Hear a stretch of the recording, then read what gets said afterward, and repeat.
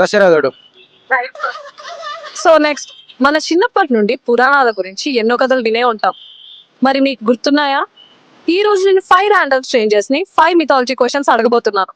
అందులో ఎంతవరకు correct answer ఇస్తారో చూద్దాం. ఇంతకీ వీరిస్తారా? అయితే కమెంట్ చేయండి. మహాభారతం రాసింది ఎవరు? వాల్మీకి. అది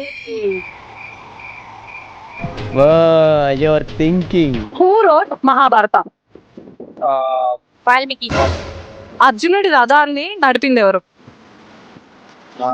కృష్ణుడు. సారీ, కృష్ణుడు. తల మీద నుండి పుట్టిన నది పేరు? గంగా. మహాభారతం రాసింది ఎవరు? వ్యాసుడు. శ్రీరాముడి తండ్రి ఎవరు? దశరథుడు. Who was Arjuna's charioteer? Arjuna's chariot. Krishna, lord Krishna. శ్రీరాముని తండ్రి పేరు? దశరథుడు. సో నెక్స్ట్, శివుని తల మీద నుండి పుట్టిన నది పేరే? గంగా.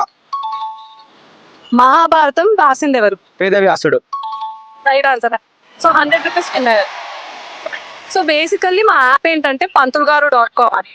ఇప్పుడు మీ ఇంట్లో ఏ అకేషన్ అయినా, పూజ అయినా, ఏ ఈవెంట్స్ అయినా మీరు పంతులు గారిని అక్కడ బుక్ చేసుకోవచ్చు. Thank you. వదిలేయకండ్రా బాబు అని అలాగా.